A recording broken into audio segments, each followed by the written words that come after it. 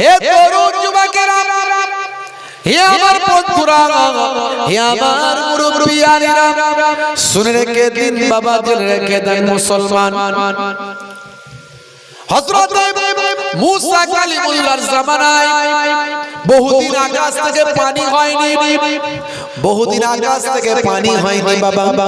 হযরতে মুসা কালিমুল্লাহর জামানায় বহুদিন আকাশ থেকে পানি হয়নি। হে তরুণ যুবকেরা, হে আমার বন্ধুরা, শুনে রেখে দিন বাবা, জেনে রেখে দেন মুসলমান। এমন সময় মানুষগুলো, মুসা নবীর জামানার মানুষগুলো, মুসা নবীর উম্মতগুলো মুসা নবীর কাছে গিয়ে হাজির হলো। ও নবী মুসা কালিমুল্লাহ, আপনি আল্লাহর কাছে দোয়া চান। বহুদিন আকাশ থেকে পানি হয়নি, অর্থাৎ জমিনটা ফেটে চৌচির হয়ে গেছে, গাছগুলো সব হলুদ হয়ে গেছে, জমিনটা শুকিয়ে গেছে, আমাদের রুজি রুটিতে অসুবিধা হয়ে গেছে, খাদ্যের আমাদের সমস্যা হচ্ছে, আমরা খাবার পাচ্ছি না, শস্য শ্যামলা ফলমূল সব নষ্ট হয়ে গেছে। ও নবী মুসা কালিমুল্লাহ, আপনি আল্লাহর কাছে দোয়া চান। মুসা কালিমুল্লাহ আল্লাহর সঙ্গে কথা বলতেন। মুসা কালিমুল্লাহ আল্লাহর সঙ্গে কথা বলতেন। আমার এইটা দিতে হবে, যে রুমালটা, আমার রুমালটা দিতে হবে, রুমাল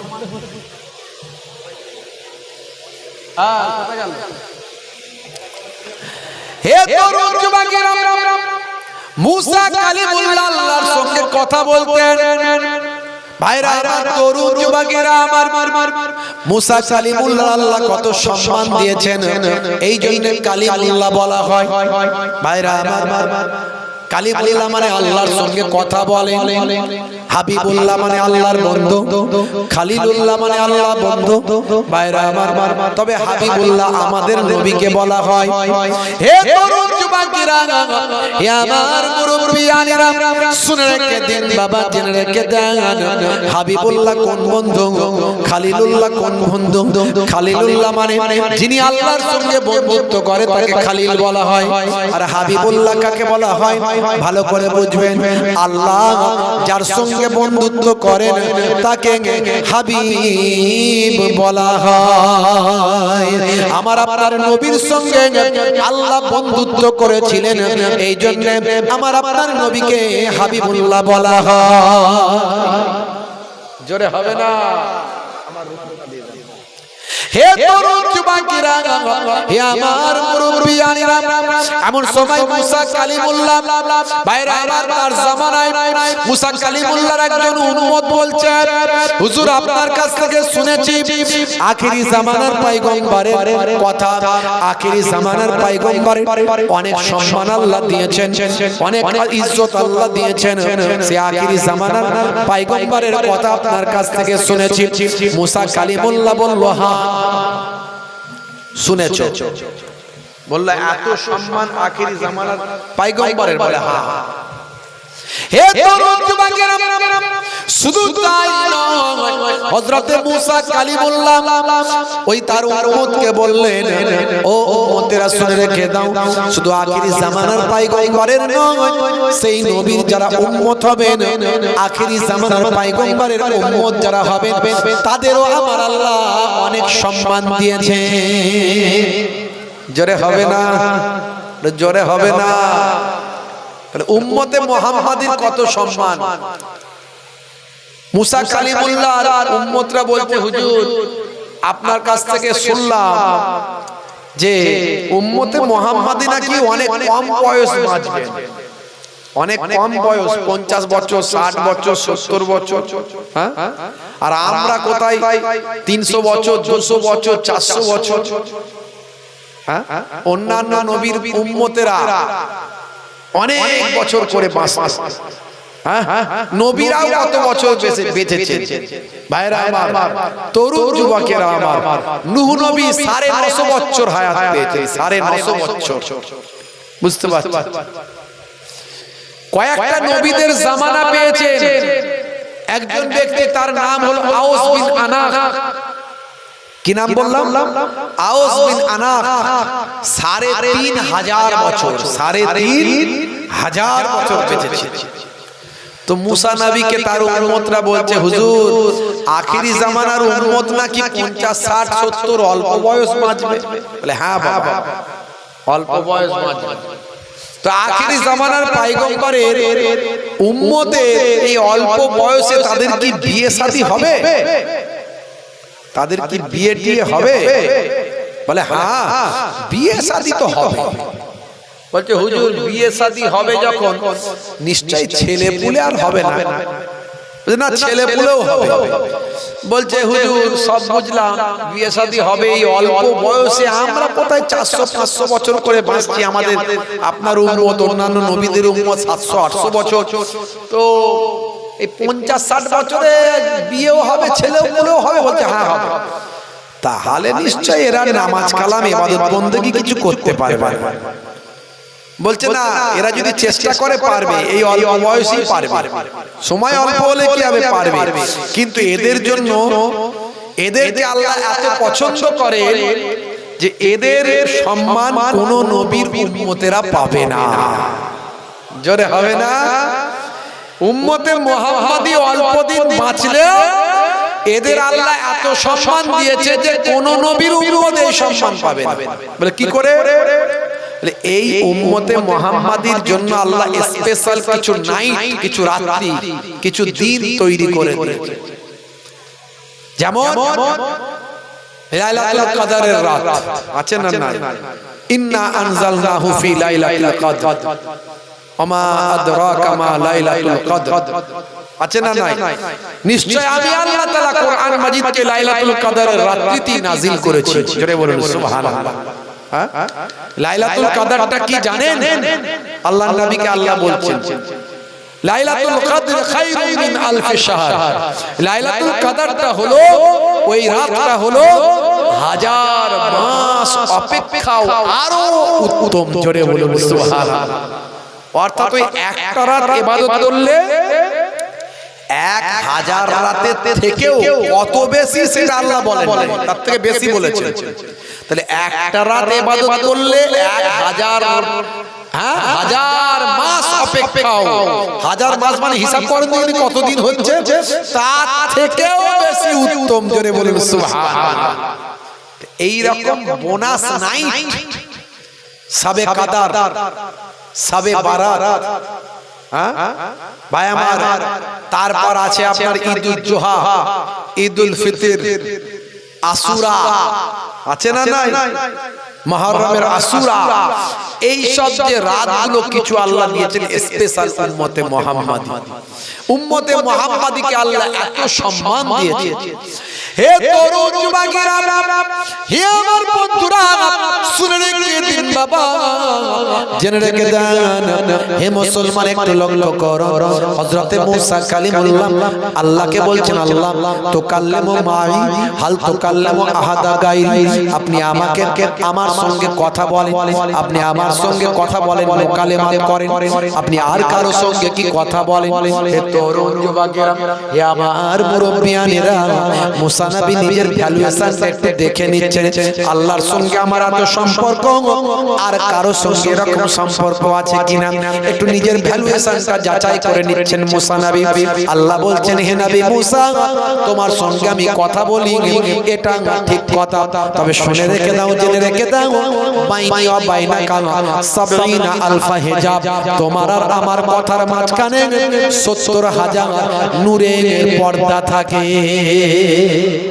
পর্দার ভিতর থেকে কথা হয় মুসা নবী বলল আল্লাহ শুধু কথা বললে হবে না দেখা করতে চাই একটু দেখতে চাই আল্লাহ বললেন লান তারানি দেখা পাবে না দেখতে পাবে না মুসা নবী খুব জেদি মানুষ ছিলেন প্রথম থেকে বাচ্চা বয়স থেকেই জেদি যে ধরে ছাড়বো না বুঝতে পারছেন আল্লাহ দেখা করতে চায় আল্লাহ দেখলে তো মহা মুশকিল মুসা তো দেখা করতেই চায় কিন্তু দেখা তো হবে না সম্ভব নয় তো এতই যখন দেখা করতে চাও তাহলে তুর পাহাড়ে ওঠো ৭০,০০০ নূরের পর্দার ভিতর থেকে নূরের তাজাল্লি যখন পড়লো মুসা নবী অজ্ঞান হয়ে গেলেন আর তুর পাহাড় জ্বলে শেষ দেখা হলো না আর আমার আপনার নবীকে আমার আপনার নবী বলেননি যে দেখা করব আল্লাহ বলছেন হে নবী আমি দাওয়াত দিলাম আমি আপনার সঙ্গে মুলাকাত করব। জোরে হবে না?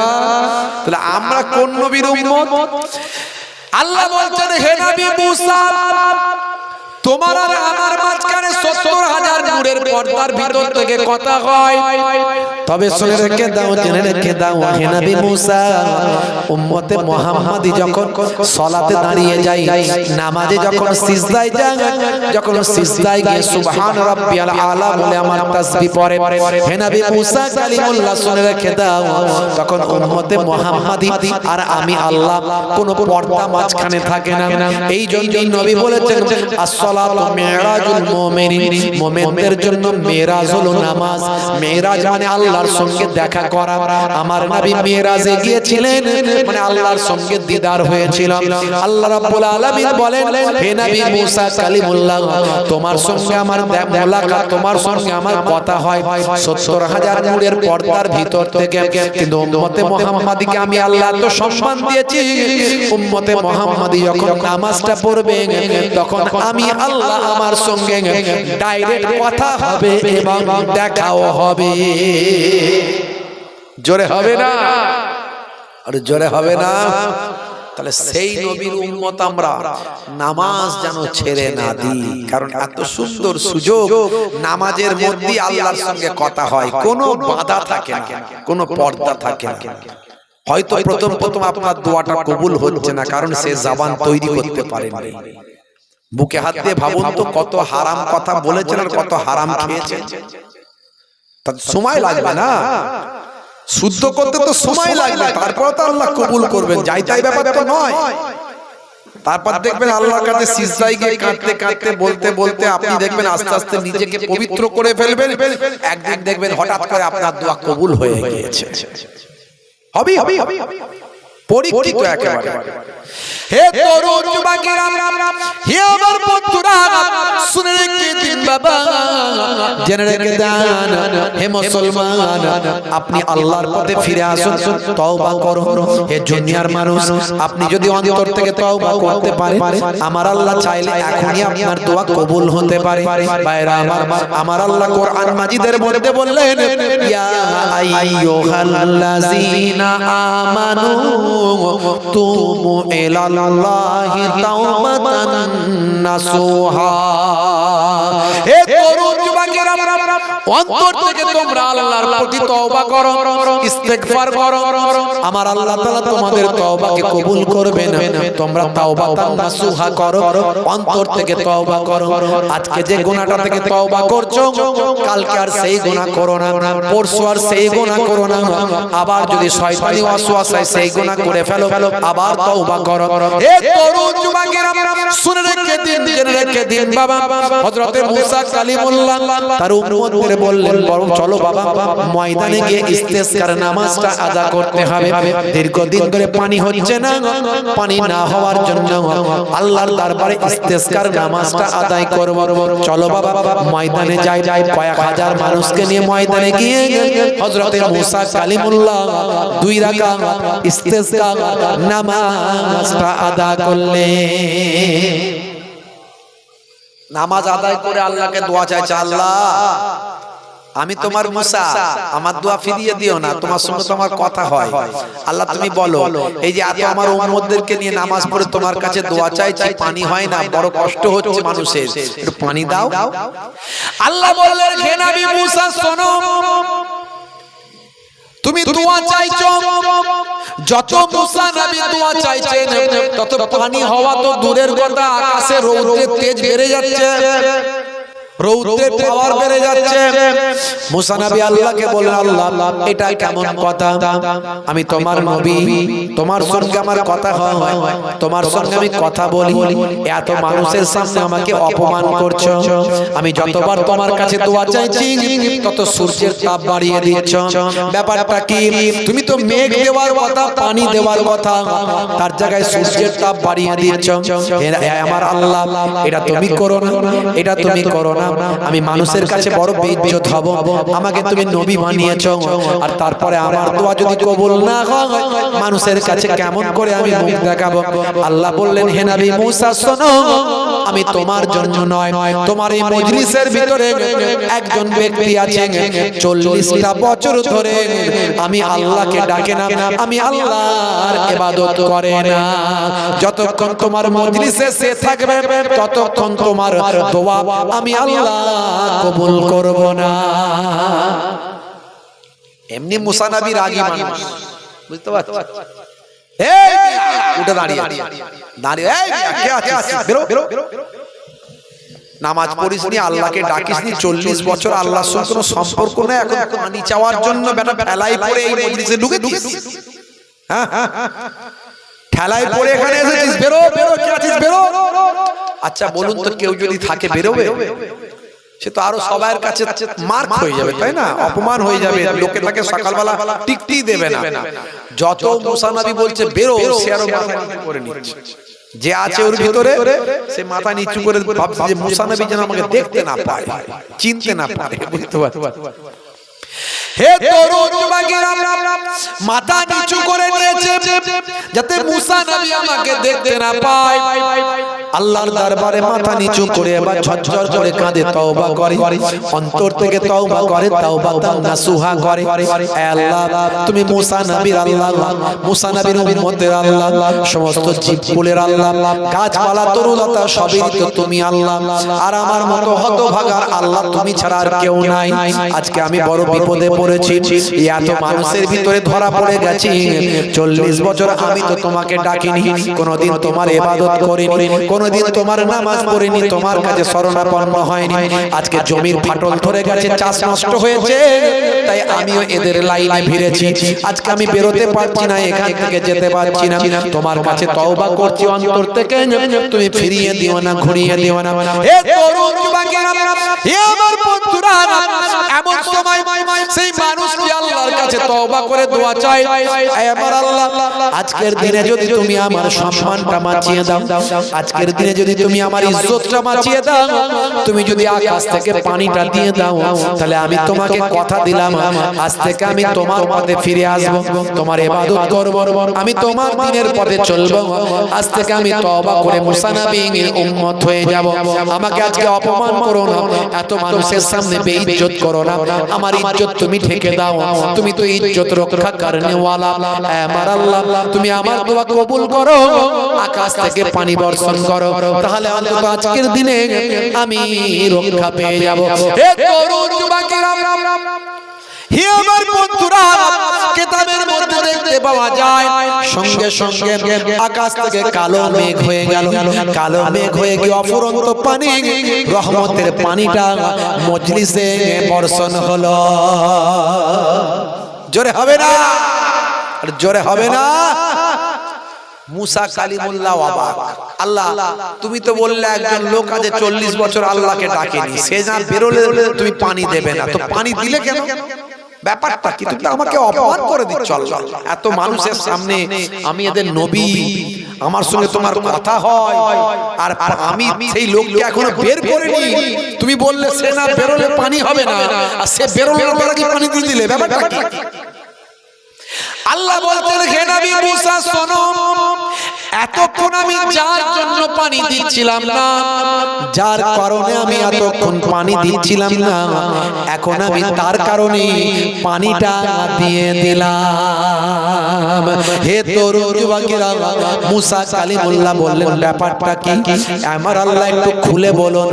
আল্লাহ বললেন, শোনো, এতক্ষণ যে লোকটা বসেছিল 40 বছর আমার ইবাদত করেনি, আমাকে ডাকেনি, আমি তার উপর নারাজ হয়ে গিয়ে তোমার দোয়াটা কবুল করে নিয়ে নিচ্ছিলাম না, তোমার দোয়াটা কবুল করছিলাম না, রহমতের পানিটা আমি দিচ্ছিলাম না। তুমি যখন আওয়াজ দিলে সেই মানুষটা বুঝতে পেরেছে, সেই মানুষটা সঙ্গে সঙ্গে তওবা নাসুহা করেছে, অন্তর থেকে তওবা করেছে, আমি আল্লাহর দরবারে কেঁদেছে, সে আমি আল্লাহর দরবারে ফরিয়াদ করে বলেছে, আল্লাহ তুমি আমার ইজ্জতটা বাঁচাও, আজ থেকে আমি তোমার ইবাদত করব, মুসা নবীর উম্মত হয়ে যাব। আমি আল্লাহ তাআলা তার ফরিয়াদকে কবুল করে তার তাওবা তাওবাতান নাসুহা কবুল করে, অন্তর থেকে কান্নাকে কবুল করে, তার খাতিরে আমি কালো মেঘ দিয়ে রহমতের পানিটা বর্ষণ করে দিলাম। আল্লাহ বললেন, হে নবী মুসা, তার জন্যই পানি দিয়েছি, যার জন্য পানি দিচ্ছিলাম না এখন তার জন্য দিয়েছি। মুসা নবী বলছে, আল্লাহ তাআলা সবই বুঝলাম, কিন্তু লোকটাকে একটু চিনিয়ে দাও। সেই গুণধর লোকটাকে একটু দেখতে চাই, হ্যাঁ একটু দেখে নি সেই গুণধর ব্যক্তিটাকে। আল্লাহ বললেন, না না, তুমি আমার বান্দা, তুমি আমার নবী, সেও আমার নবী না হলেও সেও তো আমার বান্দা। আমি আল্লাহ তাআলা আমার বান্দাকে অন্য বান্দাদের সামনে কখনো অপমান করব না। জোরে হবে না, জোরে হবে না। আমি তোমাদেরকে জোড়ায় জোড়ায় সৃষ্টি করেছি যাতে তুমি একাকী না থাকো, তাই আমি তোমাদের জোড়ায় জোড়ায় সৃষ্টি করেছি। আমার আল্লাহ সুন্দর করে কোরআন মাজিদের ভিতরে বললেন, ওয়া খালাকনাকুম আজওয়াজা। হে তরুণ যুবকেরা, এত কিছু পেয়েছো, সবই তো আমি আল্লাহর নিয়ামত। হে যুবকেরা, এই নিয়ামতের শুকরিয়া কতটা করেছো, এই নিয়ামতের শুকরগুজার কতটা হয়েছো? বন্ধুরা আমার, তরুণ যুবকেরা, আমার আল্লাহ বলেছেন, বান্দারে ফাজকুরুনি আযকুরুকুম, বান্দা তোরা আমাকে স্মরণ কর, আমি আল্লাহ তোদের স্মরণ করব। হে দুনিয়ার মানুষ শোনো, হে দুনিয়ার মানুষ জেনে রেখে দাও, যদি তোমরা আমাকে স্মরণ করো, আমার জিকিরটা যদি তোমরা করো, আমার নিয়ামতের শুকরগুজার যদি তোমরা করো, আমি আল্লাহ তাআলা তোমাদের নিয়ামতটা বাড়িয়ে দেব। সব কিছুতে আল্লাহর জিকির করতে হবে। আমরা আল্লাহর জিকির আমাদেরকে ভুলিয়ে দিচ্ছে, আল্লাহর জিকির আমাদেরকে ভুলিয়ে দেওয়া হচ্ছে। বন্ধুরা আমার, তরুণ যুবকেরা, এই মোবাইল আমাদের আল্লাহর জিকির ভুলিয়ে দিচ্ছে। আমাদের লোভ লালসা আমাদের আল্লাহর জিকির ভুলিয়ে দিচ্ছে। আমাদের কাজ কারবার আমাদেরকে আল্লাহর জিকির ভুলিয়ে দিচ্ছে। আমাদের ভাই আমার ব্যবসা বাণিজ্য আল্লাহর জিকিরটা ভুলিয়ে দিচ্ছে। আমরা দুনিয়া করে আল্লাহর হুকুম ভুলে গিয়েছি। আমরা ভাই ভাইয়ে মারামারি করছি, চাচা ভাইপে মারামারি করছি, মামা ভাগনায় মারামারি করছি। হে তরুণ যুবকেরা, হে আমার মুরব্বিয়ানেরা, মুসলমানের দায়িত্ব হক ভুলে গিয়েছি, একে অপরের পাশে দাঁড়ানো ভুলে গিয়েছি। ভাই আমার, দোস্ত আমার, আল্লাহর নবী বলেন, আল মুসলিমু মান সালামাল মুসলিমুনা মিন লিসানিহি ওয়া ইয়াদিহি, ওই ব্যক্তি মুসলমান নয় যার হাতের দ্বারা, যার জিহ্বার দ্বারাই অন্য ভাই কষ্ট পায়। আপনি কাউকে মুখ দিয়েও কষ্ট দিতে পারেন না, আপনি কাউকে হাত দিয়েও কষ্ট দিতে পারেন না, তার জায়গায় মুসলমান এক ভাই আর এক ভাইকে মারছে। কথা ঠিক না ভুল বলে? আজকে তাকিয়ে দেখুন চারিদিকে কি হচ্ছে না, হয়নি কি জি? অন্য কাউকে মারতে হয়নি, নিজের ভাই ভাইকে মারছে। আপনার মত, আপনার আদর্শ, আপনার কালচার আলাদা হতে পারে, আপনার আকীদা, আপনার সিলসিলা, আপনার মাযহাব, আপনার দল, আপনার পার্টি আলাদা হতে পারে, কিন্তু তা বলে কেন একে অপরের গায়ে হাত তুলব? আপনি কি মুসলমান হতে পারছেন? পারছেন না। হে তরুণ যুবকেরা, হে আমার বন্ধুরা, শুনে রেখে দিন বাবা, জেনে রেখে দেন। হে আমার ভাইয়েরা, শুনে রেখে দেন। হে মুসলমান, একটু লক্ষ্য করুন, আগের জামানাতেও এইভাবে হতো, আইয়ামে জাহিলিয়াত যুগেও এইভাবে হতো। মানুষ মানুষকে মেরে ফেলতো, একটা কুকুরকে মেরে ফেলে না, একটা হাতিকে মেরে ফেলে না, একটা গরুকে মেরে ফেলে না, কিন্তু একটা মানুষ আর একটা মানুষকে মেরে ফেলে ফেলে। এই জন্য মানুষ হলো চতুষ্পদ জন্তুর থেকেও আরো নিকৃষ্ট। আবার যদি মানুষ একটা মানুষ হাজার মানুষকে বাঁচাতে পারে, আপনারা দেখেছেন এই কয়েকদিন আগে বাইরে আবার জাহাজ ডুবি হয়েছিল। হে তরুণ যুবকেরা, বন্ধুরা আমার শুনেন, এই ভারতবর্ষের বুকে জাহাজ ডুবি হয়েছিল। জাহাজ ডুবি সেই বেড়াতে যাচ্ছিল মানুষজন, ভাই আমার জাহাজটা ডুবে গিয়েছিল। এই জাহাজ ডুবিতে একটা ছবি ভাইরাল হয়েছিল, আপনারা দেখেছেন একটা ছবি ভাইরাল হয়েছিল, মা তার সন্তানকে বুকে নিয়ে মারা গেছে। এই ছবিটা আপনারা দেখেছেন, ইন্টারনেটে সোশ্যাল মিডিয়ায় ভাইরাল হয়েছে। এই যুবকেরা, মা তার সন্তানকে বুকে নিয়ে মারা গেছে, অথচ মায়ের শরীরে লাইফ জ্যাকেট পরা ছিল। মা যদি সন্তানকে ছেড়ে দিত পানিতে, তাহলে মা অনায়াসেই বেঁচে যেত। হে যুবকেরা, কিন্তু মা তার সন্তানকে ছাড়েনি, মা বুকের ভিতর জাপটে ধরেছিল। ওই অবস্থায় মার সন্তান মারা গেছে। আপনারা দেখেছেন ছবিটা ভাইরাল হয়েছে। বাবা, এ তরুণ যুবকেরা, মা তো মাই হয়, সে হিন্দু হোক আর মুসলমান হোক, খ্রিস্টান হোক আর জৈন হোক, মা তো মাই হয়। যে অন্যের মাকে সম্মান করে না, সে নিজের মাকেও সম্মান করতে পারে না। হে তরুণ যুবকেরা, বন্ধুরা আমার শুনেন, হে যুবকেরা, হে আমার মুরব্বিয়ানেরা, এমন সময় একটা মুসলিম ঘরের সন্তান, ভাই আমার, সে যখন দেখতে পেল যে একটা ট্রলার ডুবি হয়েছে, একটা নৌকা ডুবি হয়েছে, অনেক মানুষ ডুবে গিয়েছে, সেই মুসলিম ঘরের সন্তানটির নাম হলো রমজান। ভাইরা আমার, সঙ্গে সঙ্গে 30 ফুট উঁচু থেকে লাফ দিয়ে সেই নদীতে পড়েছে। নদীতে পড়ে অন্তত প্রায় 6 জনকে সে তার সাধ্য মতো তুলেছে, বাঁচিয়েছে। তার দ্বারাতে 6টা মানুষের জীবনটা বেঁচেছে। এই হলো মানুষ। এই মানুষ হলো পৃথিবীর শ্রেষ্ঠ জীব। তাহলে মানুষ পৃথিবীর শ্রেষ্ঠ জীব হয়, আবার মানুষই হয় সবচেয়ে নিকৃষ্ট।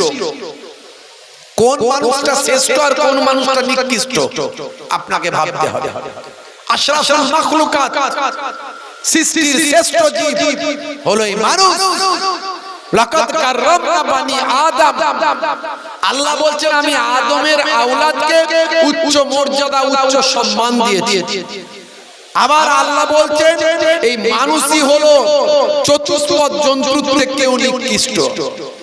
ভাইরা আমার, তার থেকেও নিকৃষ্ট। তাহলে এই মানুষ কারা? আজকে দেখুন, এই ভোটের পরে, রেজাল্টের পরে অনেক জায়গায় মুসলিম পাড়ায় অন্য কাউকে আসতে হয়নি, মুসলমানকে মারছে। দেখুন কত মানুষ মারা গেল, বড় দুঃখ লাগে। এই যে মানুষটা মারা গেল, বা এই যে মানুষটাকে মারছে, এই নেতারা একদিন দুদিন খবর নেবে, 3 দিন পরে আর খবর নেবে না। ওই মানুষটা কিন্তু গ্রামে থাকবে, আর আপনিও থাকবেন। যদি কাউকে মেরে ফেলেন, তার বাপ আছে, তার মা আছে, মাটা তার সন্তান হারা হয়ে যাবে, স্ত্রী বিধবা হয়ে যাবে, তার সন্তান থাকলে পিতা হারা হয়ে যাবে। ভাইরা আমার, তার পরিবারটা অসহায় হয়ে যাবে। সেই পরিবারটা কেঁদে কেঁদে অস্থির হয়ে যাবে। বাচ্চাটা বাপ বাপ, আব্বা কোথায়, আব্বা কোথায়, বাবা কোথায় বলে চিৎকার করবে। আরে ভাই, ও মুসলমান না হিন্দু সে তো পরের কথা, আগে তো মানুষ। একটা মানুষকে আপনি আঘাত করছেন, তার রুজি রুটিতে আঘাত করছেন, তার পেটে আঘাত করছেন, এক ভাই আর এক ভাইকে কষ্ট দিচ্ছেন। এটা কখনোই কাম্য নয়। এটা ইসলাম কখনো বলেনি। আপনি মুসলমান হতে পারবেন না যদি আপনার মুখের দ্বারায়, হাতের দ্বারায় কোনো ভাইকে কষ্ট দেন। ইসলামটা বুঝতে হবে। ইসলাম সম্পর্কে ভুল বার্তা মানুষের কাছে ছড়ানো হচ্ছে। কোরআন মাজিদ পড়ুন, মোবাইলে ডাউনলোড করে নিয়ে তার মানেটা দেখুন কি লেখা আছে। কোরআন মাজিদে হিংসার কথা লেখা নাই, শান্তির কথা লেখা আছে, সম্প্রীতির কথা লেখা আছে। কোরআন মাজিদে বলা হয়েছে লাকুম দীনুকুম ওয়ালিয়া দিন, তোমার ধর্ম তোমার কাছে, আমার ধর্ম আমার কাছে। কোরআন মাজিদেই বলা হয়েছে লা ইকরাহা ফিদ্দীন, ধর্মে কোনো জবরদস্তি নাই, জোর করে ধর্ম হয় না। কোরআন মাজিদেই বলা হয়েছে যারা আল্লাহ ব্যতীত অন্যের ইবাদত করে অর্থাৎ অমুসলিমদের তোমরা গালি দিও না। মারা তো দূরের কথা, গালি পর্যন্ত দিতে নিষেধ। কিন্তু আজকে মানুষের কাছে ভুল বার্তা পৌঁছানো হচ্ছে। ভাইরা আমার, হে তরুণ যুবকেরা, হে আমার বন্ধুরা, শুনে রেখে দিন বাবা, জেনে রেখে দেন, মানুষ শান্তির পথে আসবে, শান্তি সম্প্রীতির কথা বলতে হবে। হে যুবকেরা, হে আমার মুরব্বিয়ানেরা, আগের জামানাও এইভাবে মানুষকে পথভ্রষ্ট করা হতো, মানুষকে হিংসার দিকে ঠেলে দেওয়া হতো। কিন্তু আগের জামানাতেও এইরকম নবীরা এসেছেন বাবা, মানুষকে শান্তির কথা বলেছেন। তাদের কাছে সবচেয়ে আগে মানুষকে তারা ভালোবেসেছেন। মুসলমান, হিন্দু, খ্রিস্টান পরের কথা, আগে মানুষকে ভালোবাসতে হবে, এটা তারা বারবার বলার চেষ্টা করেছেন। হে তরুণ যুবকেরা, হে আমার বন্ধুরা, শুনে রেখে দিন বাবা, জেনে রেখে দেন, আজ থেকে কম বেশি প্রায় 3000 বছর আগে, এই 3000 বছর আগে এমন একটা সময় ছিল, সেই সময় মানুষ ভাইরা আমার একজন নিজস্ব খোদা বানিয়েছিল, পাথরের তৈরি খোদা।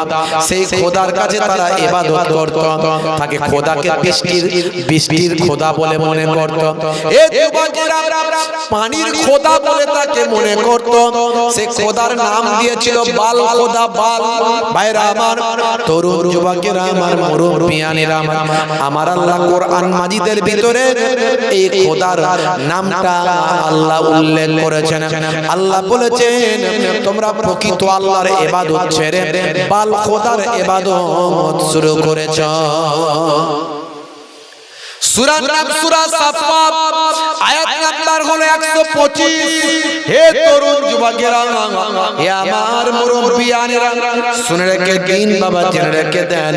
হে মুসলমান, একটু লক্ষ্য করো, আমার আল্লাহ তাআলা কোরআন মাজিদের ভিতরে এই খোদার নামটা উল্লেখ করে জানিয়ে দিয়েছেন। হে দুনিয়ার মানুষ, আমার আল্লাহ বলছেন আতাদউনা বালাল, আমার আল্লাহ বলছেন তোমরা কি বালকে ডাকো? এই বাল খোদার কথা আল্লাহ বলছেন। হে দুনিয়ার মানুষ, শুনে রেখে দাও, তোমরা প্রকৃত আল্লাহকে ত্যাগ করে দিয়ে এই বাল খোদা তোমরা ইবাদত করছো।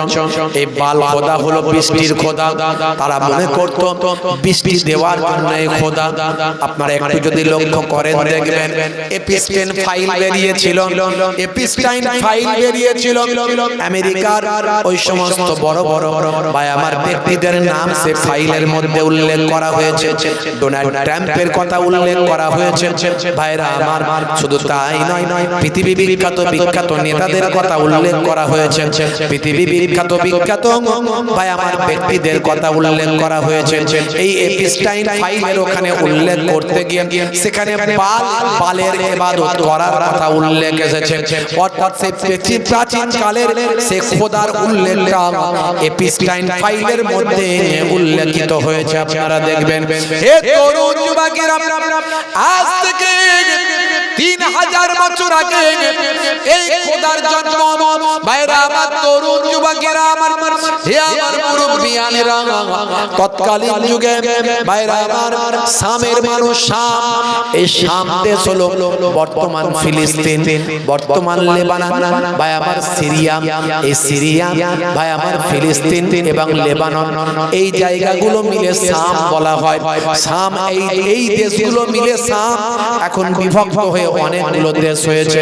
তৎকালীন যুগে শামের মানুষেরা চাষবাস করতো বাবা, তারা চাষের উপর নির্ভরশীল। যদি পানি আকাশ থেকে না হতো, জমিন ফেটে চৌচির হয়ে যেত, খরা হয়ে যেত, ভাই আমার দুর্ভিক্ষ হয়ে যেত। হে তরুণ যুবকেরা, হে আমার বন্ধুরা, শুনে রেখে দিন বাবা, জেনে রেখে দেন, পানি যখন হতো না তখন তারা এই বাল খোদার ইবাদত করত। এইভাবে প্রকৃত আল্লাহ থেকে মানুষকে সরিয়ে দেওয়ার তারা কৌশল করেছিল। প্রকৃত আল্লাহ থেকে মানুষকে সরিয়ে দেওয়ার তারা কৌশল করেছে।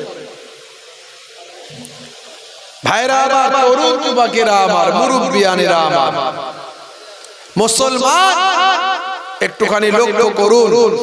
এইভাবে তারা আল্লাহর পথ থেকে মানুষকে বিভ্রান্ত করে যাতে আল্লাহর ইবাদত না করতে পারে তার জন্য বিভিন্ন কৌশল অবলম্বন করেছিল। মহান স্রষ্টাকে ভুলে গিয়ে, ভাই আমার, মহান সৃষ্টিকর্তাকে ভুলে গিয়ে তারা নিজস্ব একটা খোদা তৈরি করেছিল। সেই খোদা হলো বৃষ্টির খোদা। সেই খোদা কিসের খোদা? জোরে বলে, বৃষ্টির, পানির খোদা। বুঝতে পারছেন? হে তরুণ যুবকেরা, হে আমার বন্ধুরা, হে আমার যুবকেরা, শুনে রেখে দিন বাবা, এই বাল খোদার দ্বারা ইবাদত শুরু করেছিল, বাল খোদাকে ডাকা শুরু করেছিল। শুধু তাই নয়, বাল খোদার একটা স্ট্যাচু তৈরি করে সেই বাল খোদাকে খুশি করার জন্য 450 খানা বাল খোদা আর পণ্ডিত যারা বাল খোদার কাছে থাকে, বাল খোদার দেখাশোনা করে, এইরকম 450 খানা পণ্ডিত, 450 খানা আলেম, 450 খানা পণ্ডিত মানুষ তারা কি করলো বাবা? ভাইরা আমার, তরুণ যুবকেরা, আকাশ থেকে পানি না হওয়ার কারণে তারা বলল বাল খোদাকে খুশি করতে হবে। খুশি করতে গেলে বাল খোদার কাছে কি করতে হবে? তোমাদের বাচ্চাদের উৎসর্গ করতে হবে। বাচ্চাদের উৎসর্গ করতে হবে, ছোট ছোট বাচ্চাদের কুরবানি দিতে হবে। সেই খোদার পায়ের কাছে ছোট ছোট বাচ্চাদের কি করতে হবে? উৎসর্গ করতে হবে, অর্থাৎ তাদেরকে বলি দিতে হবে, মানে কুরবানি করতে হবে, তাদেরকে জবাই করতে হবে। সামান্য পানির জন্য, তাদের চাষের জন্য, ফসলের জন্য নিজেদের বাচ্চাকে উৎসর্গ করতে তারা কোনো কুণ্ঠাবোধ করলো না। তার কারণ তাদের মধ্যে অন্ধত্ব ঢুকে গিয়েছিল।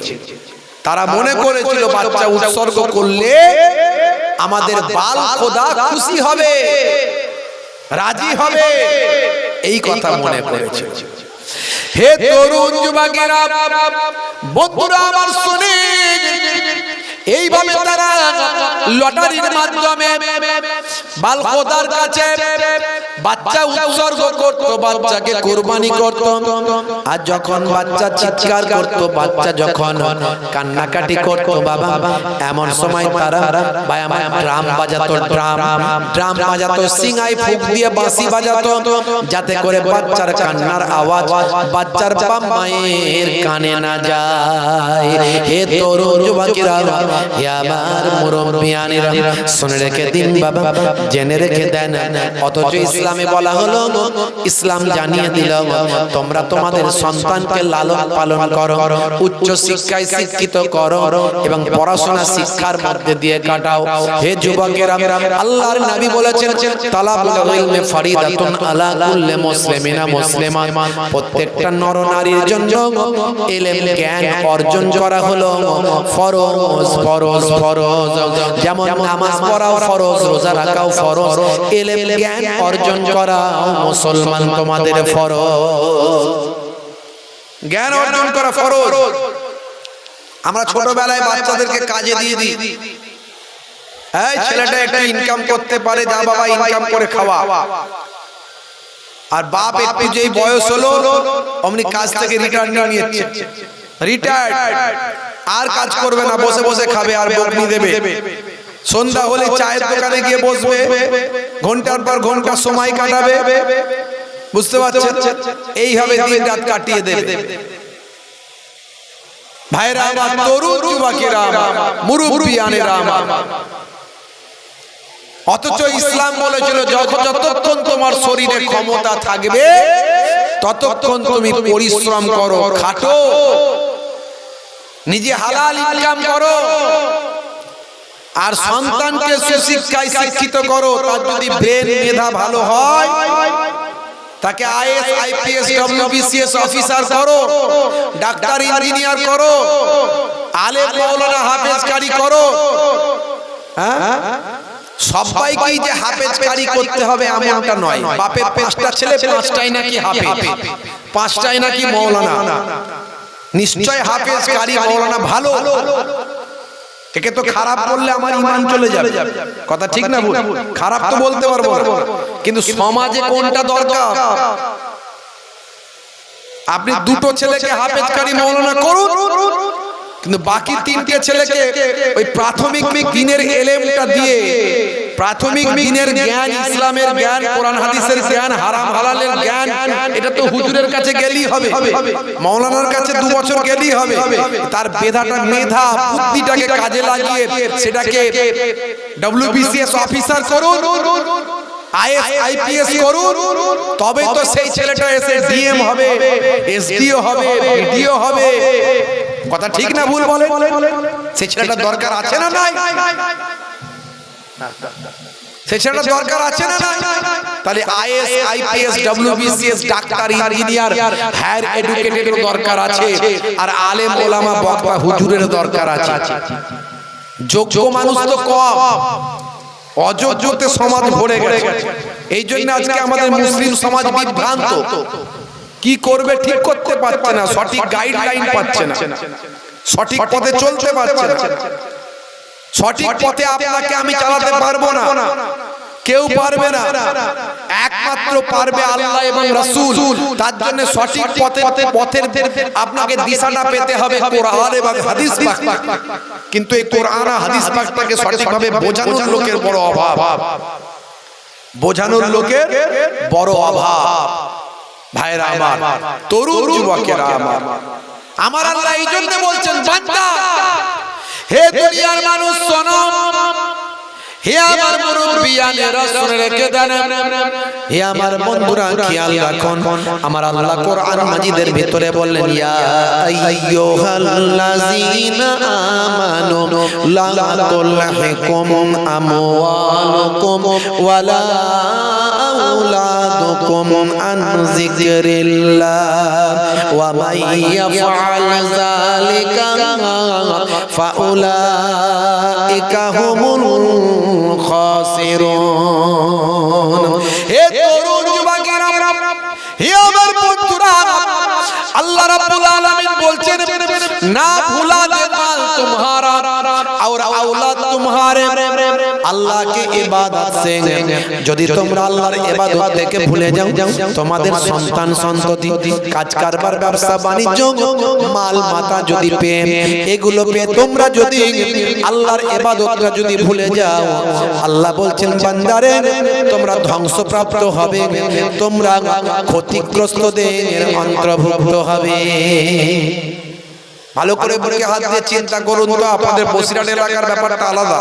অন্যান্য জায়গায় দেখছি তো 100 জনের 80 জন 90 জন বেনামাজি। 5 ওয়াক্ত নামাজ তো পড়েই না, জুম্মার দিনেও অনেকে আবার বেনামাজি। তাহলে গজব আসবে না আসবে না? জোরে বলেন। মনে দুঃখ করার তো কিছু নাই, কোনো বিষয়ে কোনো দুঃখ করবেন না। ভালো মন্দ যাই হোক কোথা থেকে হচ্ছে, জোরে বলে। আরে এটা তো আমাদের ঈমান নাকি? গাছের একটা পাতাও আল্লাহর হুকুম ছাড়া নড়ে না। কথা ঠিক না ভুল বলে? গাছের একটা পাতাও আল্লাহর বিনা হুকুমে নড়ে? জোরে বলে, নড়ে? নড়ে না। তাহলে এখন যা কিছু হচ্ছে, কি হচ্ছে আমি সেটা বলছি না, আপনারা সবাই জানেন। তো যা কিছু হচ্ছে আল্লাহর হুকুম ছাড়াই হচ্ছে মনে হচ্ছে নাকি? হচ্ছে আল্লাহর হুকুম ছাড়া হচ্ছে। দুঃখ কিসে? যা হবে মেনে নিতে হবে। আমরা মুসলমান নিজেরা তো খারাপ হয়ে গেছে। কিসের খারাপ? হুজুর আমরা খুব খারাপ না, খুব খারাপ নয়, কিন্তু বলুন আল্লাহ 82 বার নামাজের কথা বললো আর আমরা 5 ওয়াক্ত নামাজটা ছেড়ে দিয়েছি, নামাজ পড়ি না। তা আল্লাহর গজব আসবে না আসবে না? এগুলো সব গজব। কথা ঠিক না ভুল বলে? নবীর সুন্নাত আমাদের মধ্যে নাই, নবী যে আখলাক চরিত্রের কথা বলেছে সেগুলো আমাদের মধ্যে নাই। আগেকার যুগে ওই সময় মানুষের আখলাক যেমন পাল্টে গিয়েছিল, চরিত্র পাল্টে গিয়েছিল, নবীরা এসে হেদায়েত করতে পারছে না। নবীরা এসে হেদায়েত করতে পারছে না। আর এখন আলেম ওলামারা বক্তারা হুজুররা বলে বলে মাথা খারাপ, কাজ হচ্ছে না। নামাজি বানাতে পারছে না, রাসূলের সুন্নত ওয়ালা হতে পারছে না, তাকওয়া ওয়ালা করতে পারছে না। মানুষ দুনিয়া দুনিয়া করে পেরেশান, দুনিয়ার মোহে পড়ে গেছি আমরা। ভাইরা আমার, হে তরুণ যুবকেরা, হে আমার বন্ধুরা, শুনে রেখে দিন বাবা, জেনে রেখে দেন, এগুলো সব এক একটা গজব, আল্লাহর পক্ষ থেকে গজব।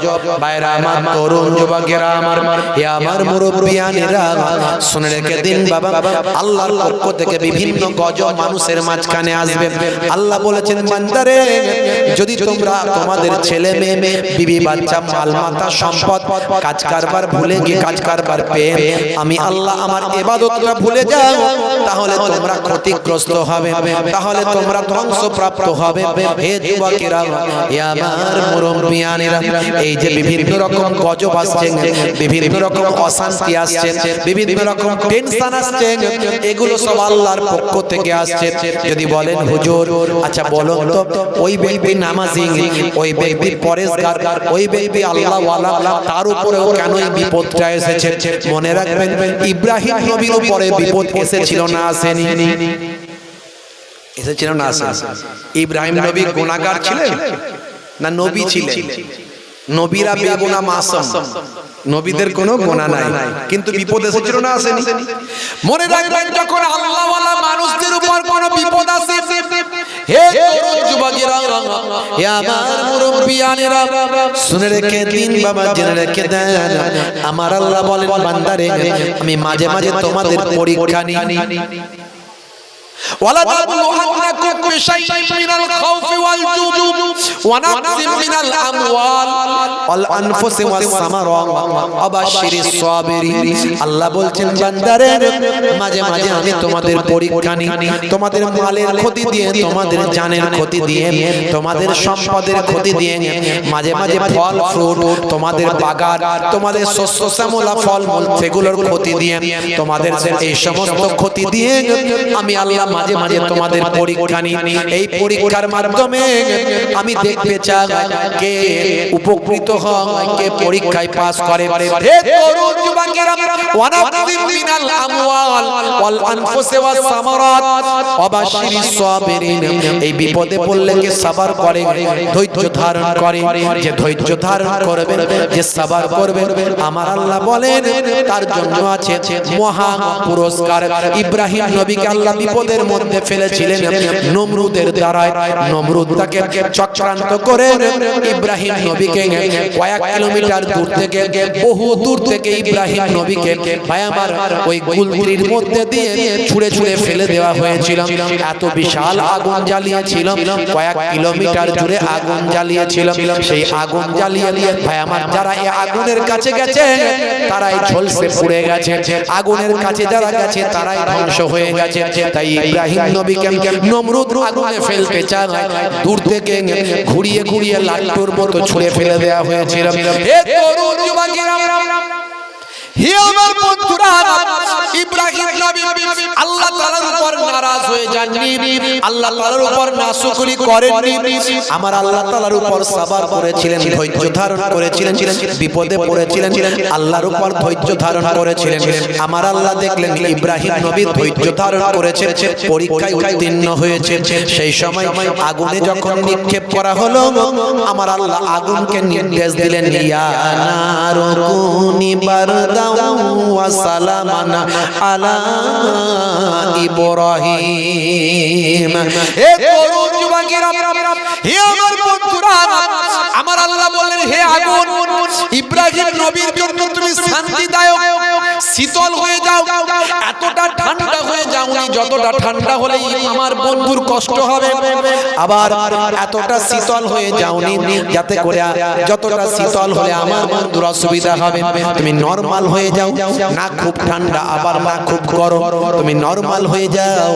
ইব্রাহিম নবীর জন্য আগুনটা ফুলের বাগান হলো, সুন্দর শান্তিদায়ক জায়গা হয়ে গেল।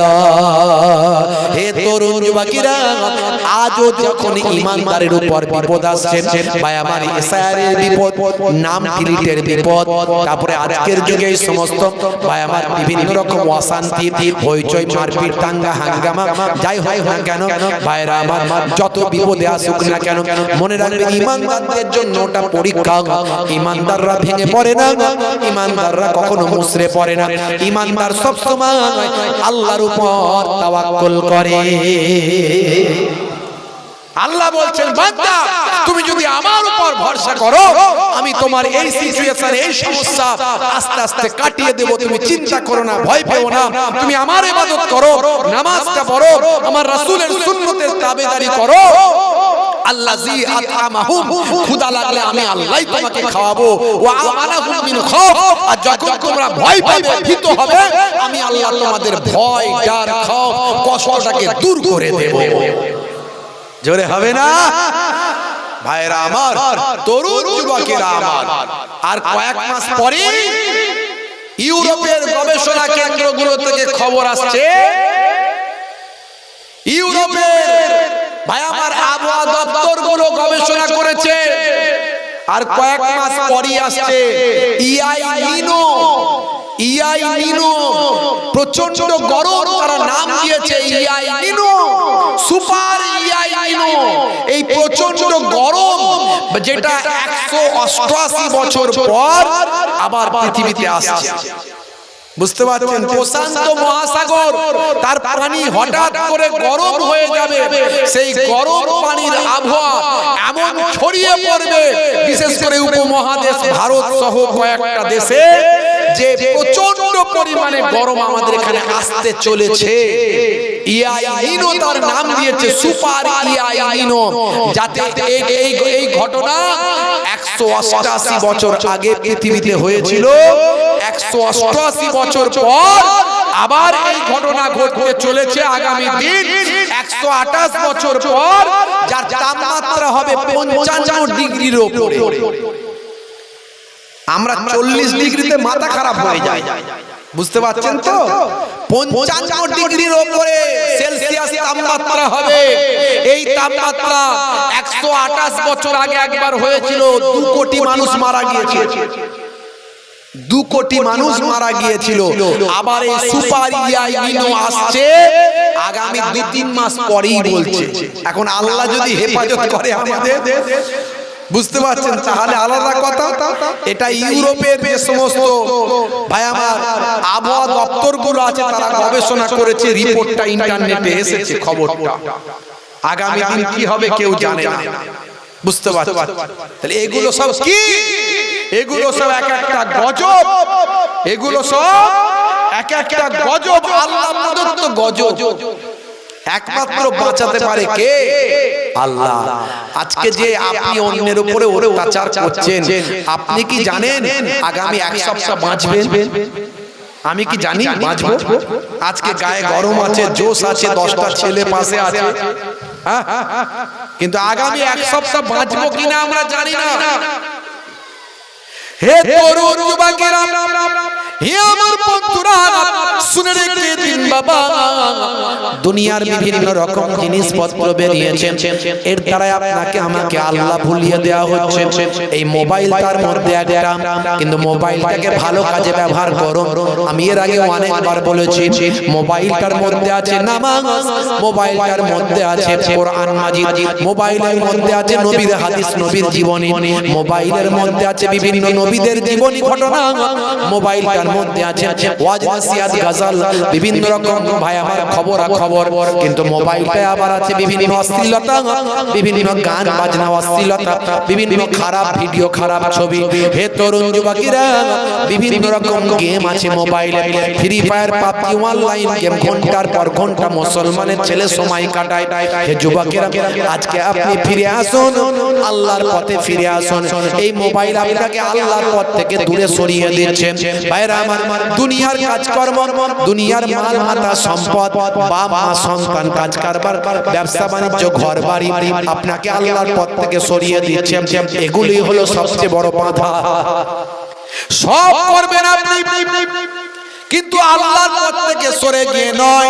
এটা একটা কৌশল, এটা একটা চক্রান্ত।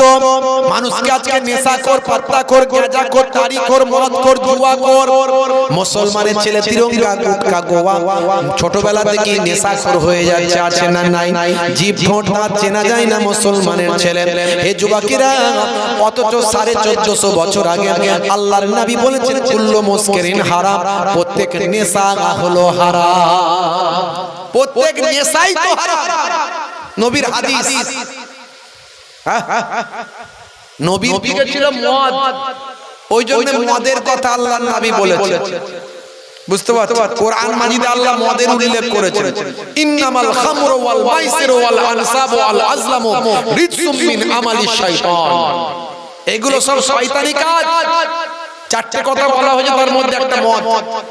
কিন্তু নবীর যুগে তার তিরঙ্গা ছিল না, গুটকা ছিল, এই বিমল ছিল না কি নবীর যুগে?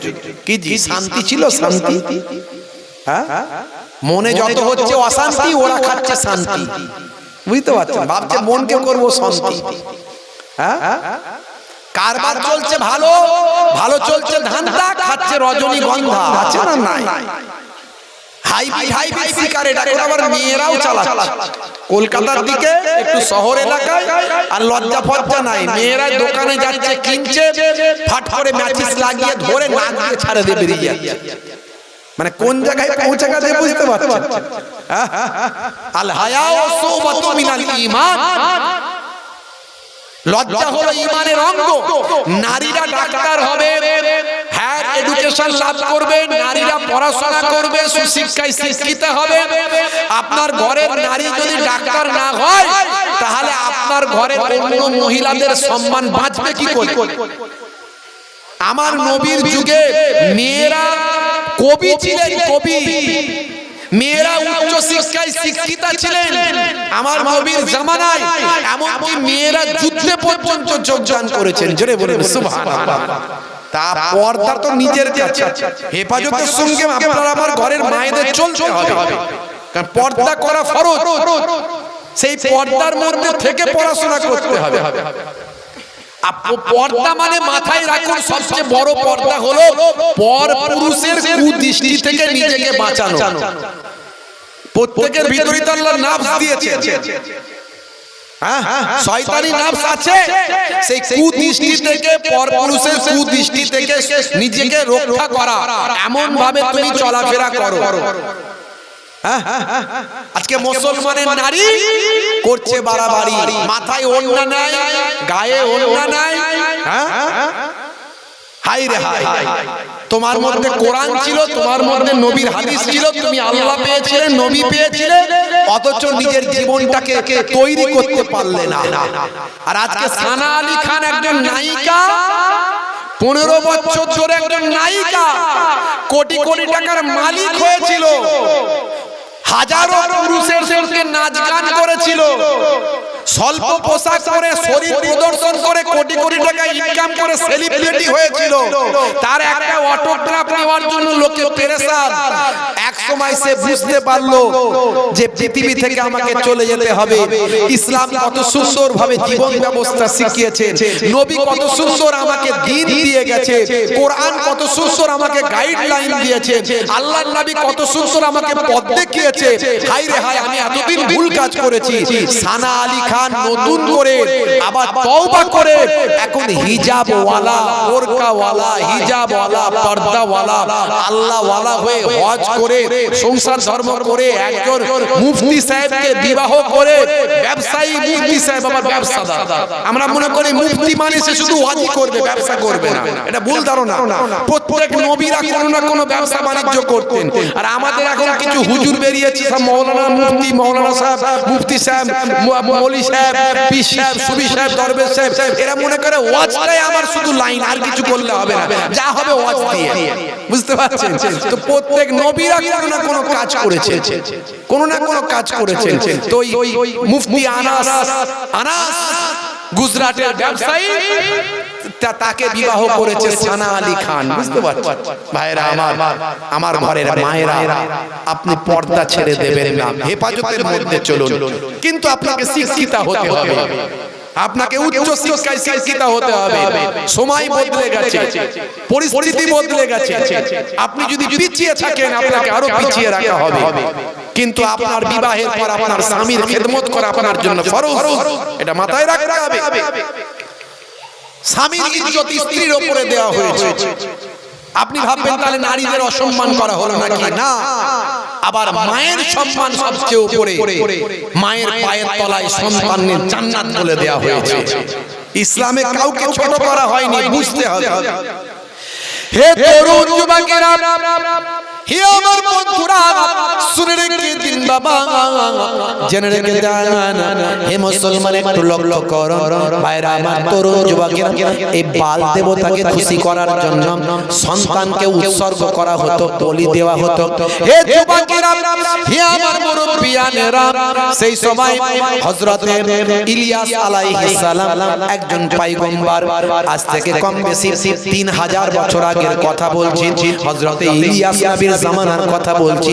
ইলিয়াস নবী ওই সমস্ত মানুষদেরকে, বনি ইসরাইলের ওই সমস্ত মানুষদেরকে বলতে লাগলেন, হে বনি ইসরাইলের মানুষেরা, তোমরা এই সমস্ত অন্যায় কাজ করো না, তোমাদের সন্তানদেরকে এইভাবে জবাহ করো না, হত্যা করো না, বলি দিও না, তোমাদের সন্তানদেরকে এইভাবে একটা পাথরের কাছে উৎসর্গ করো না, কারণ মহান আল্লাহর ইবাদত করো। তোমার আল্লাহ কখনো চাইনি এইভাবে তুমি সন্তানকে উৎসর্গ করে দেবে। হে তরুণ যুবকেরা, হে আমার মুরব্বিয়ানেরা, শুনে রেখে দেন, জেনে রেখে দেন। এমন সময় তারা বলল, না না, তোমাকে প্রমাণ দেখাতে হবে, তোমাকে নমুনা দেখাতে হবে, তোমাকে প্রমাণ দেখাতে হবে।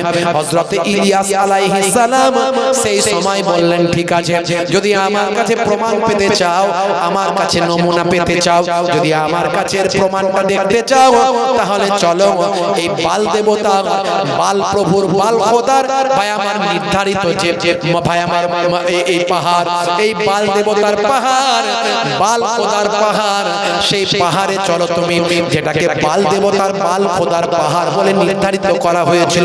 সেই পাহাড়ে ওঠো, সেই পাহাড়ে গেলেই আমি তোমাদের নমুনা খানা দেখিয়ে দেব।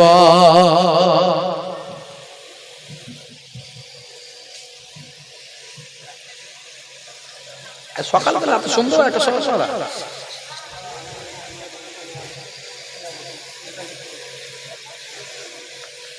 এমনি মুখে নয় তো, মানে ধার বাকি তো নয় তো, না না।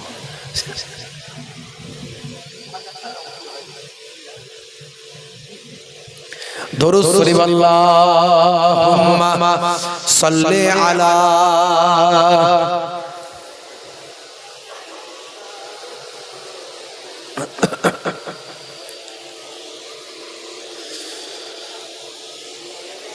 হে তরুণ যুবকেরা, যখন বাচ্চাদেরকে মায়ের আঁচল থেকে কেড়ে নেওয়া হচ্ছে, তখন বাচ্চারা চিৎকার করে কাঁদছে।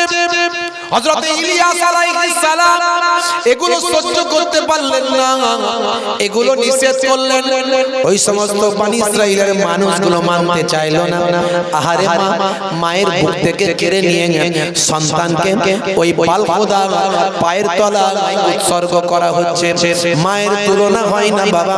এই যে বললাম ভাই আমার, 1 সপ্তাহ আগের যে জাহাজ ডুবিটা হলো, ভাইরা আমার তরুণ যুবকেরা, সেদিনও মা মা তো মাই হয়, হিন্দু হোক, মুসলিম হোক, খ্রিস্টান হোক, জৈন বৌদ্ধ হোক, মা তো মাই হয়, মায়ের তুলনা হয়নি আর হবে না।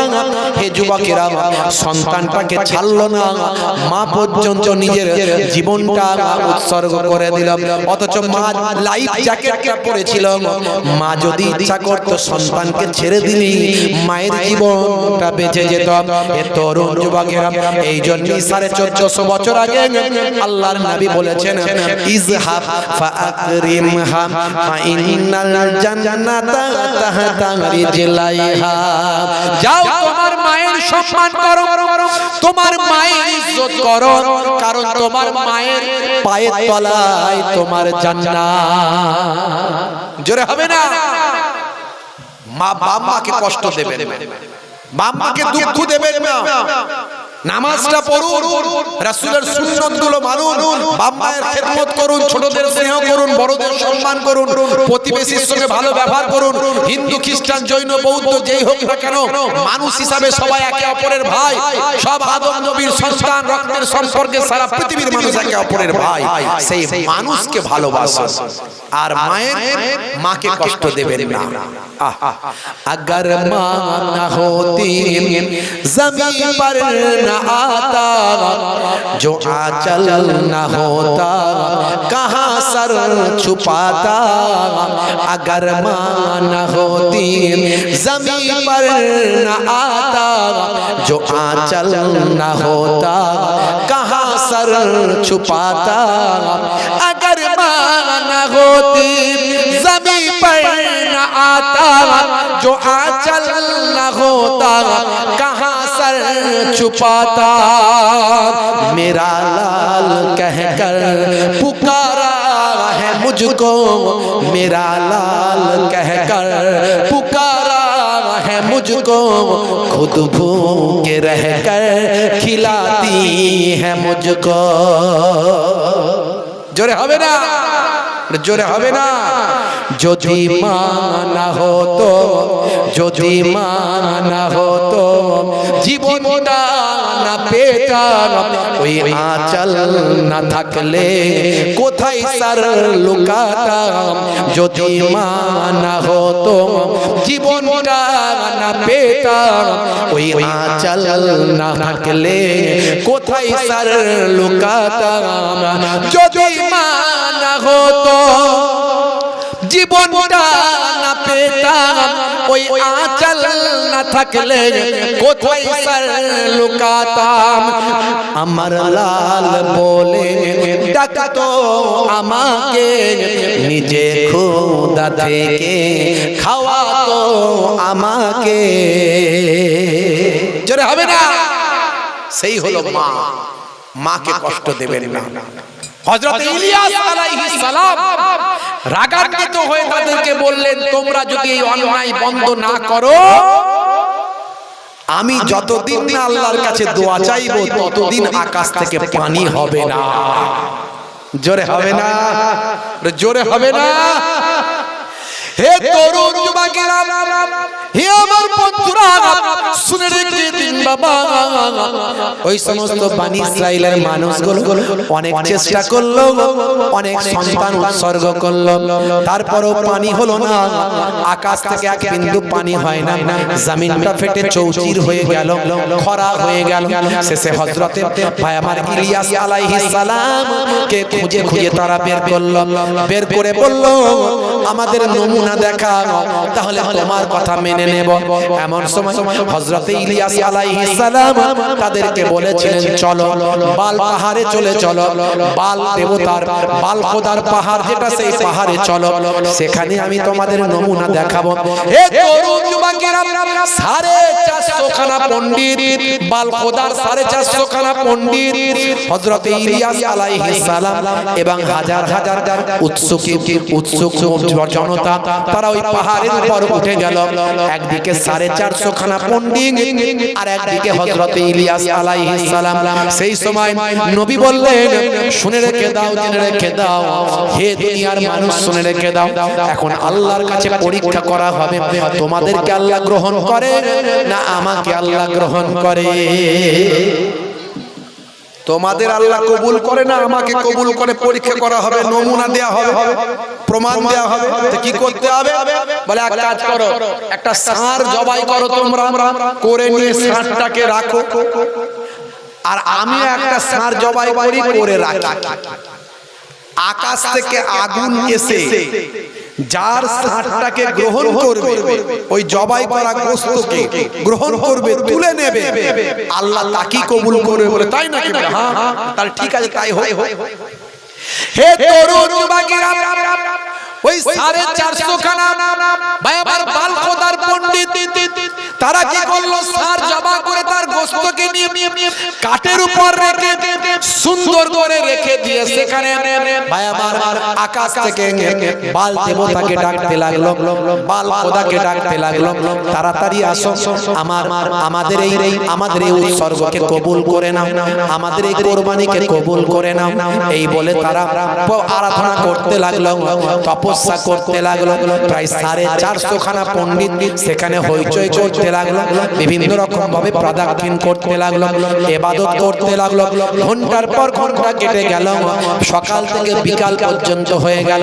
তখন পর্যন্ত আকাশ থেকে বাল খোদা এলো না, বাল খোদা আকাশ থেকে নাজিল হলো না এবং আগুন দিয়ে পুড়িয়ে দিল না। সেই তার কুরবানিকে কবুল করলো না। এক ফোঁটা পানি নিক্ষেপ আল্লাহর পক্ষ থেকে হলো না। বিকাল হয়ে গেল। হে তরুণ যুবকেরা, সবাই পরাজিত হয়ে গেল। তারা বলে, হে ইলিয়াস, এবার তোমারটা দেখাও, দেখি তোমারটা কেমন কবুল হয়। আমাদেরটা তো কবুল হলো না, তোমারটা কেমন কবুল হয়। হযরতে ইলিয়াস আলাইহিস সালাম বিকালবেলা ষাঁড়টাকে জবাই করে তার গোশতটাকে নিয়ে ভাই আমার 12টা পাথরকে সামনে রেখে, যেহেতু পানি ইসরাইলের 12টা গোত্র ছিল, তাই 12টা পাথরকে সামনে রাখলো। 12টা পাথরকে সামনে রেখে তার উপর গোশতটা রাখলো, রেখে দিয়ে বললাম, তোমরা কষ্ট করে যেখান থেকে পারো পানি নিয়ে আসো, পানি নিয়ে এসে ওই চারিদিকটা ভিজিয়ে দাও, ওই কাঠগুলো ভিজিয়ে দাও, ওই পাথরগুলো ভিজিয়ে দাও, চারিদিকটা ভিজিয়ে দাও, পানিতে চুপচুপে করে দাও, পানিতে ভিজিয়ে একদম ভালো করে সুন্দরী করে দাও, চুপচুপে করে দাও। হে তরুণ যুবকেরা, যাতে করে আগুন জ্বললে কেউ না বলতে পারে তলায় আগুন দেয়া ছিল। ইলিয়াস নবী লুকিয়ে লুকিয়ে আগুন দিয়ে রেখেছিল, তাই বেশি করে পানি ঢালতে বললেন, যদি আগুন থাকে মনে করে সে আগুন যেন জ্বলে না যায়। ভাই আমার, যদি তারা মনে করে যে আগুন ফাগুন ছিল, তাই পানি দিলে তো আগুন জ্বলবে না, সেই জন্য যত খুশি পানি দিয়ে ভাই আমার চুপচুপে করে দেওয়া হলো। এবার আল্লাহর দরবারে দোয়া চাইলেন, আল্লাহ গো, এবার তুমি আমার কুরবানিকে কবুল ও মঞ্জুর করে নাও। হে তরুণ যুবকেরা, হে আমার বন্ধুরা, আকাশ থেকে আল্লাহর কুদরতি ক্ষমতা একটা আগুনের টুকরা নেমে এলো। আগুনের টুকরা নেমে এসে ভাইরা আমার ইলিয়াস নবীর ওই 12টা পাথরের উপর রাখা ষাঁড়ের গোশতটাকে ভাই আমার পাথর সমেত, গোশত সমেত, ওই এলাকার যতটা পানি এদিক ওদিক পড়েছিল, গর্ত হয়েছিল, সব সমেত সব শুকিয়ে দিয়ে সবটাই কবুল করে, সব গোশত কাঠ পাথর সব সেখান থেকে পুড়িয়ে ছাই ভস্ম করে দিল। আগুন উপরে চলে গেল। এই দেখে তারা ইলিয়াস নবীর হাতে হাত দিয়ে ঈমানের দাওয়াত গ্রহণ করল। জোরে হবে না, জোরে হবে না। বললো, এবার পানি দিতে বলো আল্লাহকে আকাশ থেকে। ইলিয়াস নবী আল্লাহর কাছে দোয়া চাইল, আল্লাহ এরা সব তওবা করেছে, হেদায়েত হয়েছে, আর এরা অন্যায় কাজ করবে না, আর সন্তানকে এইভাবে বলি দেবে না, উৎসর্গ করবে না, কুরবানি দেবে না, এবার তারা আপনার পথে ফিরে আসবে, আল্লাহর পথে ফিরে আসবে। আল্লাহ তুমি পানি দাও।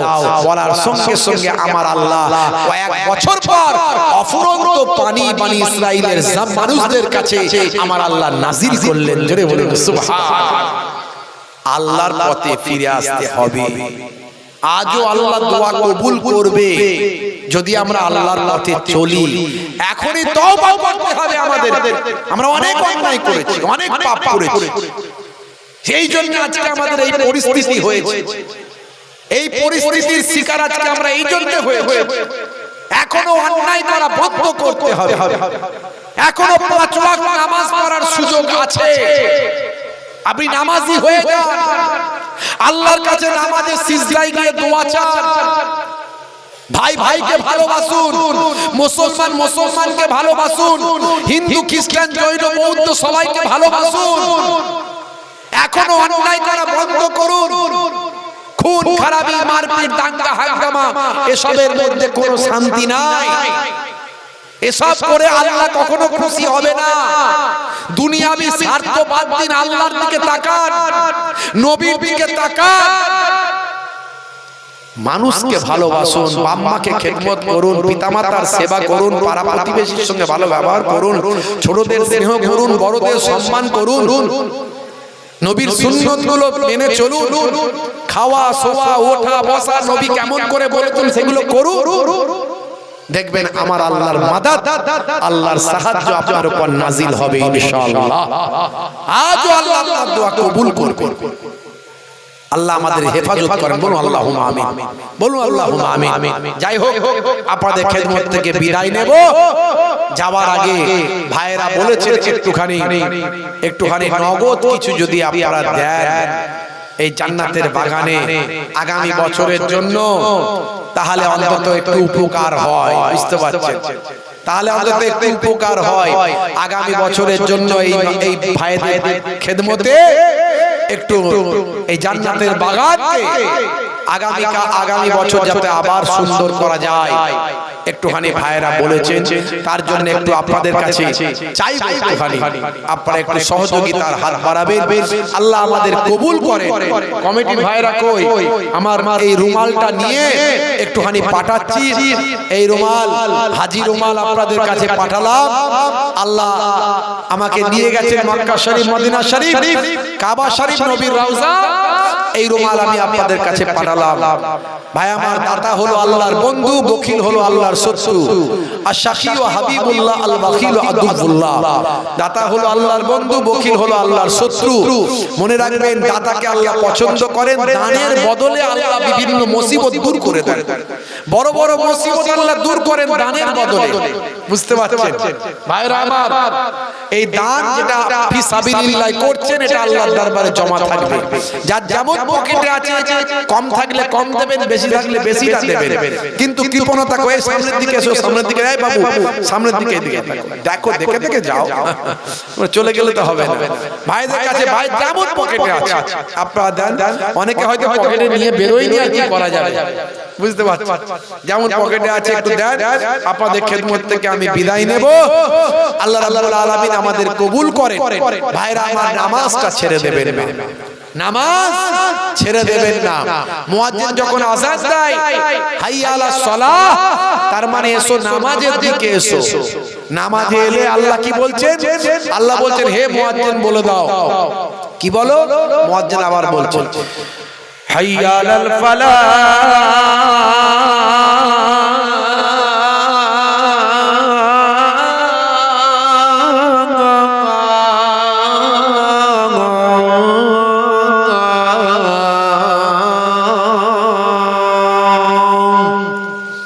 নামাজে এলে আমি আল্লাহ তোমাকে কামিয়াবি দান করে দেব। জোরে হবে না? তা নামাজে এলে কামিয়াবি পাবে। আল্লাহর পথে ফিরে আসুন, আল্লাহ কামিয়াবি দেবে। জি হ্যাঁ। আর নামাজ পড়লে স্বাস্থ্যের জন্য উপকার। আমি এর আগে ব্যাখ্যাগুলো সব করেছি। নামাজের মধ্যে কি বিজ্ঞান আছে, ওযুর মধ্যে কি বিজ্ঞান আছে, দাড়ির মধ্যে কি সায়েন্স আছে, বিজ্ঞান আছে। পেটটাকে তিনটে ভাগে ভাগ করে চেটে পুচে খেলে কি লাভ হবে? বসে পানি পান করা, বসে পেচ্ছাপ করা, চেটে পুচে খাবার খাওয়া, পায়ের গিরার উপরে যেন পুরুষদের পোশাক না যায়, এগুলো সব আমি বলেছি। এর মধ্যে সায়েন্স আছে, বিজ্ঞান আছে। ইন্টারনেট সার্চ করবেন, প্রায় 25-30 হাজার বক্তব্য আছে, একটা দুটো নয়। কত ওয়াজ করব? ওয়াজ দেখে দেখে শেষ করতে পারবেন না। 25-30 হাজার বক্তব্য আছে। আমি অনেক বলেছি, সব ব্যাখ্যা দিয়েছি। কোরআন মাজিদ থেকে অনেক কোরআনের আয়াতকে সামনে নিয়ে এসে বিজ্ঞান বাস্তবতার সঙ্গে মিলিয়ে বলেছি, বুঝিয়েছি যে কোরআন সত্য, ইসলাম সত্য, নবী সত্য, আল্লাহ সত্য। তাই আমাদেরকে ভালো হতে হবে, সৎ হতে হবে, অনেস্ট হতে হবে, হিংসা মুক্ত সমাজ তৈরি করতে হবে, শিক্ষিত হতে হবে, ভদ্র হতে হবে, নম্র হতে হবে, মানুষকে ভালোবাসতে হবে, একে অপরকে সম্মান করতে হবে, ছোট ছোটদের স্নেহ করতে হবে, এগুলো আমি বলেছি। আমরা নবীর তরিকা ভুলে যাচ্ছি, এই জন্য আমাদের এত বিপদ। ভাইরা আমার, নামাজ ছেড়ে দেবেন না। নামাজ আপনাকে প্রকৃত সাচ্চা মুসলমান বানাবে, সাচ্চা মুসলমান বানাবে। আল্লাহ কোরআনে নিজেই বলছেন, ইন্নাস সালাতা তানহা আনিল ফাহশাই ওয়াল মুনকার, নামাজ তোমাকে অশ্লীলতা ও অন্যায় থেকে দূরে সরিয়ে দেবে।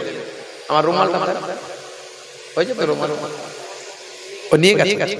ভাইরা আমার, তাই নামাজ ছাড়বেন না। বলবেন না যে কাজ আছে, কাজ কাজের টাইমে হবে। কাজ থেকে মাত্র 12 মিনিট সময় বের করে নিন। জোহরের সময় 12 মিনিট, আসরের সময় 12 মিনিট, সারা দিন রাত কাজ করুন আপনি।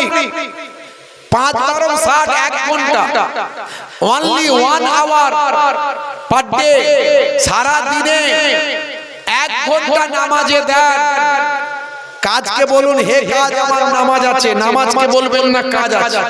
1 ঘন্টা নামাজে দেন, দেখবেন আপনার 1 ঘন্টা নামাজে দিলে আমার আল্লাহ আপনার 23 ঘন্টা কামিয়াবি করে দেবে। জোরে হবে না?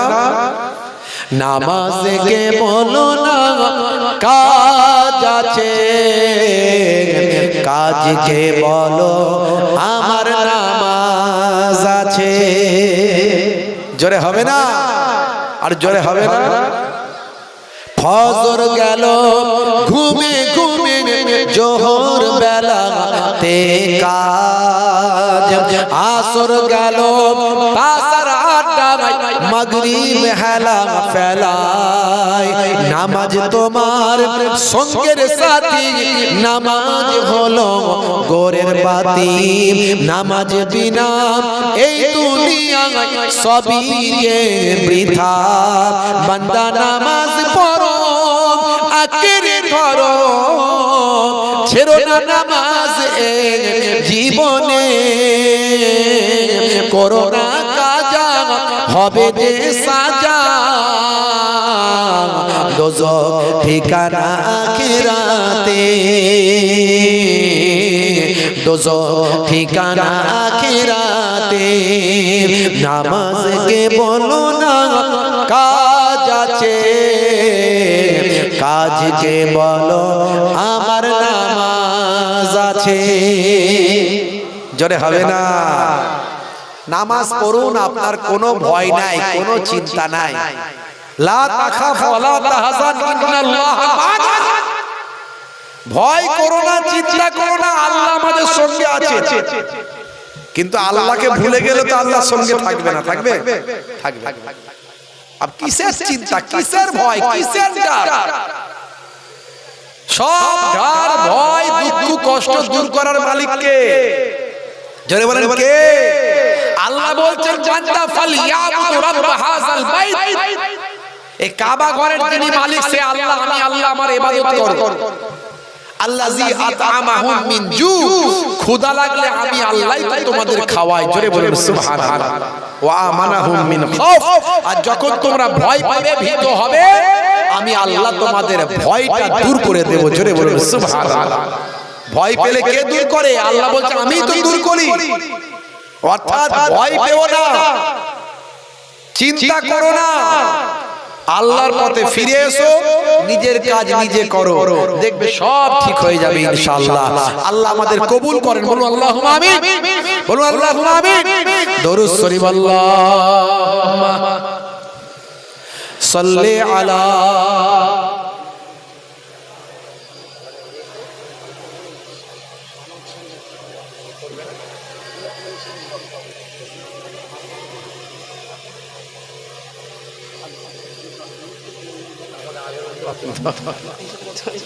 না না, এবার আপনি চাঁদ বলে আমি ভাবলাম যে মনে হয় তাড়াতাড়ি বলছেন।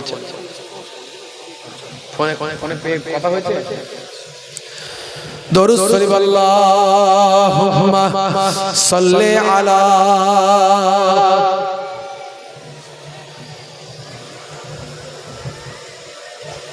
এলি নি। চলো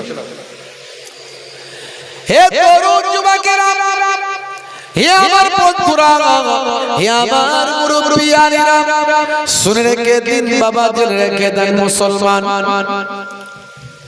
হযরত মুসা কালিমুল্লাহর জামানায় বহুদিন আকাশ থেকে পানি হয়নি, বহুদিন আকাশ থেকে পানি হয়নি বাবা। হযরতে মুসা কালিমুল্লাহর জামানায় বহুদিন আকাশ থেকে পানি হয়নি। হে তরুণ যুবকেরা, হে আমার বন্ধুরা, শুনে রেখে দিন বাবা, জেনে রেখে দেন মুসলমান। এমন সময় মানুষগুলো, মুসা নবীর জামানার মানুষগুলো, মুসা নবীর উম্মতগুলো মুসা নবীর কাছে গিয়ে হাজির হলো। ও নবী মুসা কালিমুল্লাহ, আপনি আল্লাহর কাছে দোয়া চান। বহুদিন আকাশ থেকে পানি হয়নি, অর্থাৎ জমিনটা ফেটে চৌচির হয়ে গেছে, গাছগুলো সব হলুদ হয়ে গেছে, জমিনটা শুকিয়ে গেছে, আমাদের রুজি রুটিতে অসুবিধা হয়ে গেছে, খাদ্যের আমাদের সমস্যা হচ্ছে, আমরা খাবার পাচ্ছি না, শস্য শ্যামলা ফলমূল সব নষ্ট হয়ে গেছে। ও নবী মুসা কালিমুল্লাহ, আপনি আল্লাহর কাছে দোয়া চান। মুসা কালিমুল্লাহ আল্লাহর সঙ্গে কথা বলতেন। মুসা কালিমুল্লাহ আল্লাহর সঙ্গে কথা বলতেন। আমার এইটা দিতে হবে, যে রুমালটা, আমার রুমালটা দিতে হবে, রুমাল